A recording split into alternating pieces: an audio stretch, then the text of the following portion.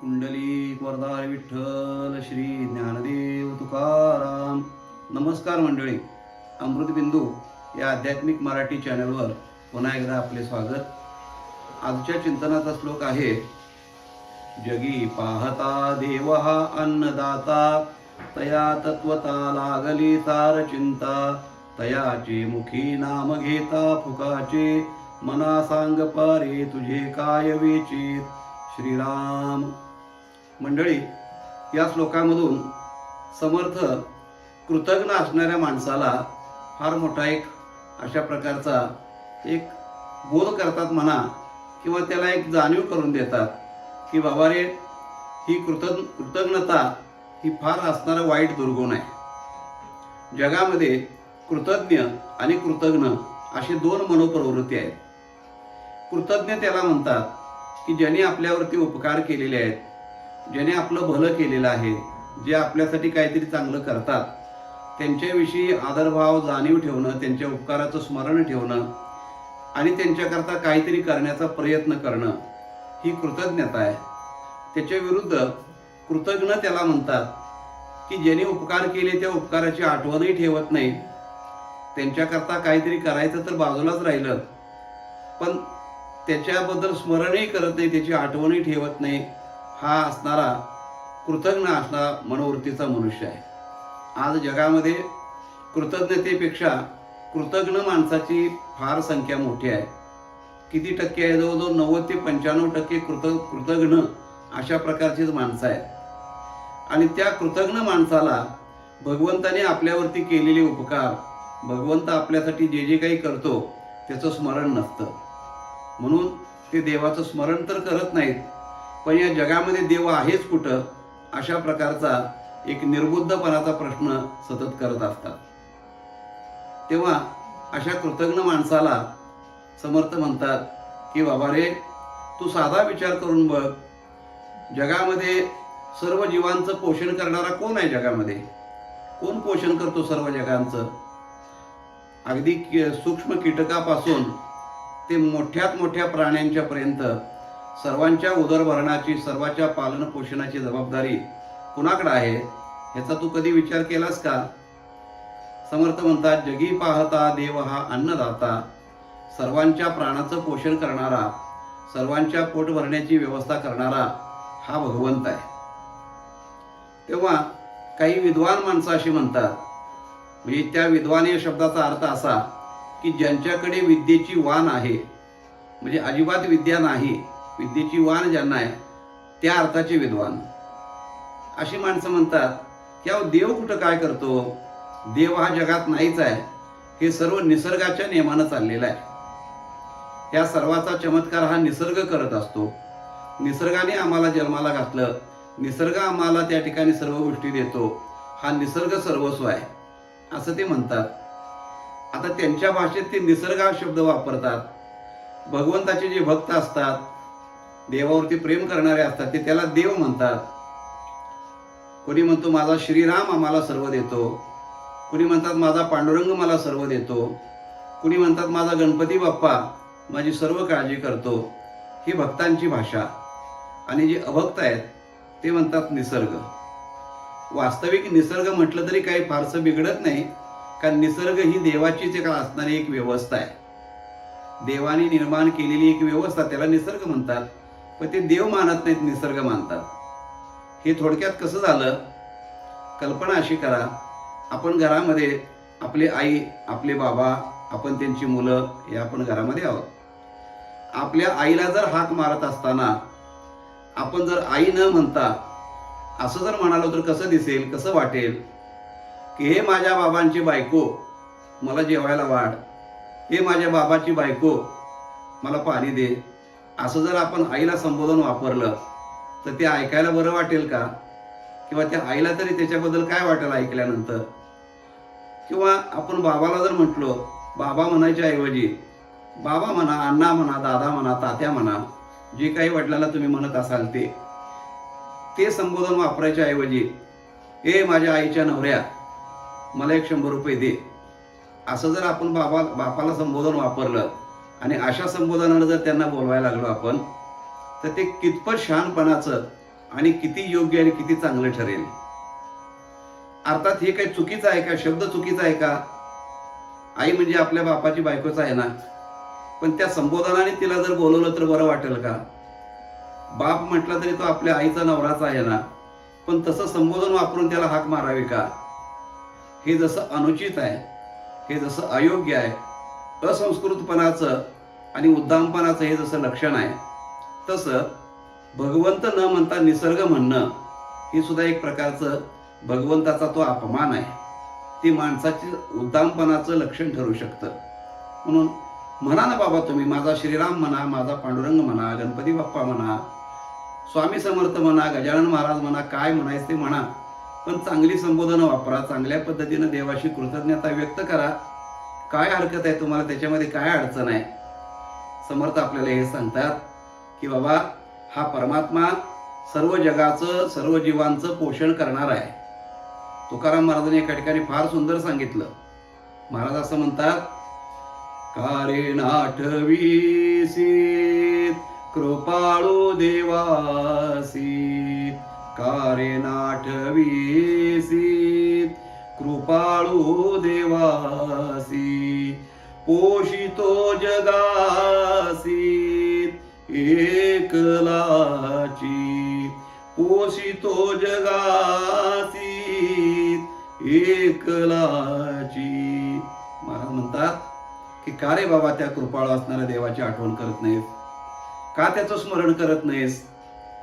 तू सर्वता सर्व जीवांचं पोषण करणारा आहे ना.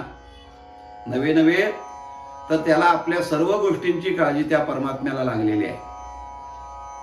तया लागली सर्वता सार चिंता, आपल्या सर्व गोष्टीची चिंता तो परमात्मा करत असतो. बघा मंडळी, क्षणोक्षणाला जर आपण विचार करत राहिलो ना, तर आपल्या लक्षात असं येतं की अनेक प्रसंगातून परमात्मा आपल्याला सही सलामत सोडवतो. व्यवस्थित आपल्याला त्या ठिकाणी प्रत्येक अडचणीमध्ये भगवंत सहाय्य करतो. ते कोणत्या रूपानं करेल, कोणत्या प्रसंगातनं करेल, ह्याच्याकडे फक्त आपलं निरीक्षण असायला पाहिजे. ते आपण निरीक्षण करून बघितलं पाहिजे, तेव्हा आपली सगळी चिंता तो परमात्मा वाहतो हे आपल्या लक्षात येईल मंडळी. म्हणून इथं समर्थ म्हणतात की बाबा, सर्वांचं भरण पोषण करणारा, सर्वांना अन्न देणारा तो एक परमात्मा आहे. काही लोकांना हे पटत नाही. अहो, काही लोकांना कशाला, स्वतः भगवंताची पत्नी असणारी लक्ष्मी आई साहेब, त्यांना सुद्धा हे पटलं नाही. एकदा भगवंताला जेवायला आईसाहेब बोलवत होत्या. या पान केले, तयार ताट केलेलं आहे, जेवायला बसा. देव म्हणले थांब जरा 2 मिनिटं, अजून काही जणांना जेवायला घालून मला मग जेवायचं आहे. तेव्हा आईसाहेबांनी विचारलं, म्हणजे काय, तुम्हाला काय म्हणायचं आहे? अगं म्हणली लक्ष्मी, त्याचं असं आहे, जगातला प्रत्येक प्राणी जेवल्याशिवाय मी जेवत नसतो. माझा नियम आहे, सर्वांच्या पोटाची व्यवस्था करून सर्वांना खायला घालून मग मी खात असतो. तेव्हा आईसाहेब हसल्या, म्हणे देवा, असं कुठं असतं का? सगळ्यांच्या पोटाचं तुम्ही कसं काय लक्ष देता? सगळ्यांच्या पोटाला मिळाले की नाही तुम्ही कसं काय बघता? हो म्हणे, ते माझ्याकडे जबाबदारीच आहे, सर्वांचा पोशिंदा मी आहे, त्यामुळं मला ते बघावं लागतं. आईसाहेब त्यावेळेला काही बोलल्या नाहीत. नंतर विचार केला, एक थोडी गंमत करावी देवाची. आणखीन 1-2 दिवस गेल्यानंतर लक्ष्मी आईसाहेबांनी एक गंमत केली, एक युक्ती काढली की देवाची गंमत करू म्हणे. आता त्यांनी काय केलं, एक 4 मुंग्या अशा गोळा केल्या आणि एक लहानशी असणारी डबी, त्या डबीमध्ये ते 4 मुंग्या बंद केल्या. त्यांना हवा येईल अशी फक्त वर जाळीदार असणारं झाकण होतं. त्या जाळीदार झाकणामध्ये त्या डबीमध्ये त्या मुंग्या बंद केल्या आणि इतक्या सुरक्षित ठिकाणी ठेवली ती डबी की कोणालाही त्याचा पत्ता लागू नये. आणि मग ताट केलं आणि जेवायला बोलवलं देवाला. देवा, या जेवायला. देव आले, हात धुतला, पटकन ताटावर बसले आणि जेवायला सुरुवात केली. संकल्प केला, जेवायला सुरुवात केली. आईसाहेबांनी लगेच हात धरला देवाचा. थांबा म्हणे देवा, घास घेऊ नका.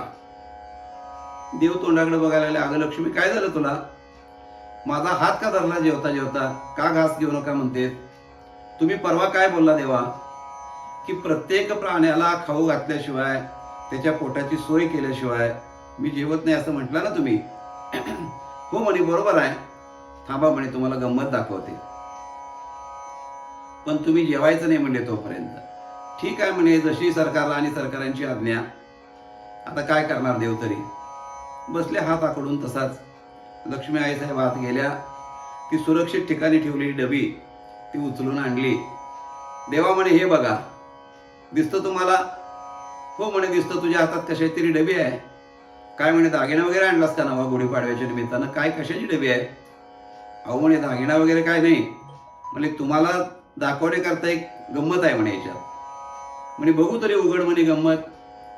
आईसाहेबांनी ती डबीचं झाकण अलगद उघडलं आणि देवा पुढे धरली. बघा म्हणे देवा, ह्याच्यामध्ये मी 4 मुंग्या मुद्दाम ठेवलेल्या आहेत की त्यांच्या पोटाची व्यवस्था तुम्ही कशी करता हे मला बघायचं होतं. आणि तुम्ही तर म्हणता सर्वांना खाऊ घातल्याशिवाय मी जेवत नाही.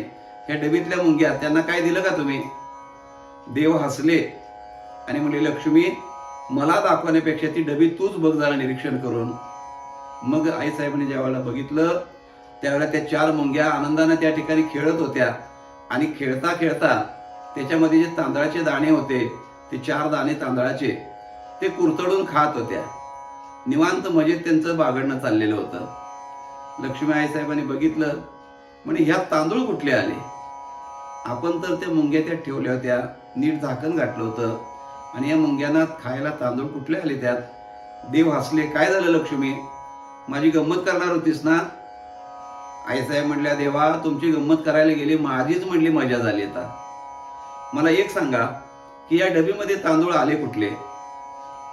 मी तर पूर्ण बघून डबी नीट व्यवस्थित ठेवली होती. देव म्हटले, त्याची व्यवस्था मी केलेली आहे, त्यांच्या पोटाची व्यवस्था मी केलेली आहे. पण देवा, तुम्ही केली कशी व्यवस्था? त्यात तांदूळ आणले कुठून? देव म्हणले, मी व्यवस्था करतो याचा अर्थ मी प्रत्यक्षात कुणाला काय आणून देत नसतो. कुणाच्या तरी माध्यमातून काहीतरी काम करायला लावून त्या माणसापर्यंत ती सोय करायचं काम माझं असतं म्हणे. पण देवा, या मुंग्यांच्या बाबतीत तुम्ही काय केलं असं? तेव्हा देवाने सांगितलं, तू ज्या वेळेला त्या मुंग्या डबीमध्ये ठेवल्यास आणि ते वाकून त्याच्यामध्ये बघत होतीस त्या मुंग्या ठेवताना व्यवस्थित, आणि ते बघत असताना तुझ्या कपाळावरती ज्या अक्षता लावलेल्या त्या कुंकवावरती, त्या अक्षताचे जे 4 दाणे तांदळाचे आहेत ते त्या डबीमध्ये पडले. तू ते न बघता डबीचं झाकण झाकलं आणि ठेवून दिलीस म्हणे डबी. तुझ्याच मार्फत मी त्यांच्या भोजनाची व्यवस्था केली की नाही म्हणे. असं माझं काम असतं म्हणे. लोकांना वाटतं देव कुठला काय आणून देतो, देव काय आभाळातनं एखादी गोष्ट खाली टाकतो, असं कधी नसतं. कुणाला कशाची गरज असेल हे देवाला बरोबर कळतं, आणि त्यावेळेला कुणाच्या तरी माध्यमातून कुणाचं तरी रूप घेऊन त्याची गरज तो परमात्मा पूर्ण करत असतो. हे मनुष्याला कळत नाही. मनुष्य उद्दामपणानं असं म्हणतो की देव काही कुणाला देत नाही, देव कुणाचं काही करत नाही, सगळं माझ्या कर्तृत्वानं मी करत असतो. कुठं जातं माणसाचं कर्तृत्व? एका क्षणामध्ये होत्याचं नव्हतं होतं, त्यावेळेला माणसाचं कर्तृत्व जातं कुठं? याचा मनुष्य विचार करत नाही. समर्थ म्हणतात, बाबा रे, कृतज्ञपणानं वागू नकोस, तर कृतज्ञतेनं वागायला शिक.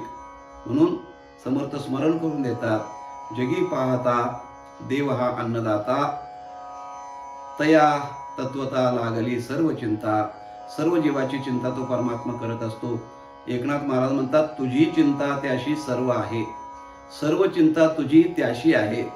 असं ते त्याचं असणारं समर्थ एकनाथ महाराजांनी विधान केलेलं आहे. म्हणून समर्थ आपल्याला म्हणतात की बाबा, अशा त्या परमात्माचं नाम घेत असताना तुझं काय जातं त्याच्यामध्ये? तुझं नुकसान काय होतं? बरं, ते नाम तरी काही, त्या नाम घ्यायला काही फार पैसे मोजावे लागत नाहीत. आपण कालच्या श्लोकामध्ये बघून आलोय, काही त्याला मोल द्यावं लागत नाही, काही करावं लागत नाही. तयाचे मुखी नाम घेता फुकाचे. फुकटचं असणारं नाम, फक्त कृतज्ञतेची भावना आणि मुखामध्ये भगवंताचं नाम, एवढं जर आपण भगवंताविषयी केलं तर सगळं केल्यासारखं आहे. त्याला काही द्यावं लागत नाही, खर्च करावा लागत नाही, कशाची अपेक्षा त्याला नसते. तुमच्या हृदयातली कृतज्ञतेची, आदराची, प्रेमाची भावना आणि मुखामध्ये असणारं त्याचं नाम, या 2 गोष्टी त्याला मिळाल्या की तो खुश असतो बाबा, काही त्याला लागत नाही. म्हणून तयाचे मुखी नाम घेता फुकाचे, मना सांग पारे तुझे काय वेचे. बघ विचार करून, तुझं काय खर्च होतं त्याच्यामध्ये? काही खर्च होत नाही. तेवढं तू जर प्रेमानं केलं तर परमात्मा संतुष्ट होतो आणि तुझी सर्व जबाबदारी तो परमात्मा मोठ्या आनंदाने घेतो. अशी अनेक भक्तांची जबाबदारी देवाने घेतलेली आहे आणि त्यांच्या गरजा वेळोवेळी पूर्ण केलेल्या आहेत. मनुष्यानं हे लक्षात ठेवावं आणि आदरानं आणि प्रेमानं भगवत चिंतन करावं. हाच समर्थांचा हे सांगण्यामागं असणारा उद्देश आहे. तेव्हा मंडळी, या श्लोकाचं असणारं हे असं चिंतन आपल्याला आवडलं का ते जरूर कळवा. आपण व्हिडिओला लाईक करा. चॅनल सबस्क्राईब केलं नसेल अजून तर चॅनल सबस्क्राईब करा आणि इतर जी आध्यात्मिक आवडीची लोक असतील त्यांच्यापर्यंत याची माहिती जरूर द्या. भेटूया मंडळी पुन्हा पुढच्या भागामध्ये. तोपर्यंत नमस्कार. रामकृष्ण हरी.